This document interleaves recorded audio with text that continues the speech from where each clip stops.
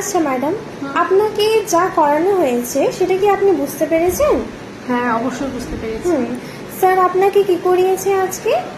আজকে ওই যে ফোল্ডারের ভেতরে একটা ফোল্ডার নিয়ে যাওয়া, ওটা শিখিয়েছে আর খুব সুন্দরভাবে শিখতে পেরেছি আর খুব ভালো লেগেছে। আচ্ছা ঠিক আছে। কি শিখেছিলাম HTML এর মধ্যে বডি কালার দিতে, তাই তো? কিন্তু টেক্সট কে কিভাবে কালার করতে হয় সেটা কি আমরা শিখেছিলাম না? আজকে আমরা শিখবো টেক্সটের মধ্যে কালার দাও। তো যেমন ফার্স্ট তোমাকে HTML কতটা লিখতে হবে।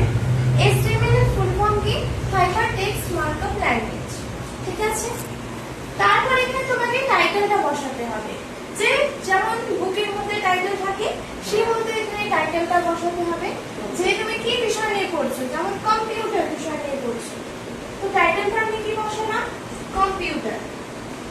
এখন টাইটেলটা আমরা ওপেন করেছি গ্রেটার দেন আর লেস দেন দিয়ে, কিন্তু সেটাকে আমরা বন্ধ কিভাবে করব?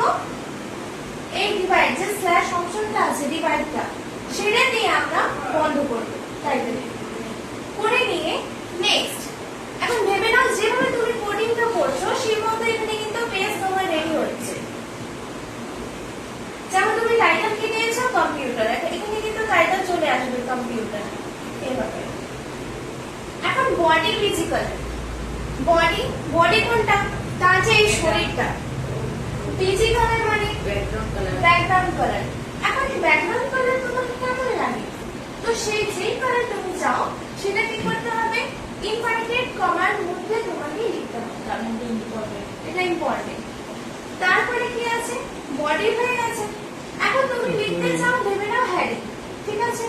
এখন হেডিং কালার তোমাকে কেমন লাগবে সেটা তোমাকে প্রথমেই বলতে হবে।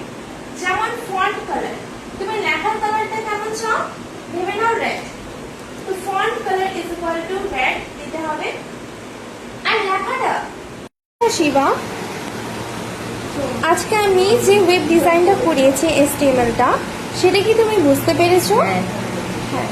সেটা কি যদি করতে দিই সেটা তুমি করতে পারবে? না, লিখতে পারবে। আচ্ছা ঠিক আছে। এমনি বুঝতে পেরেছো তো?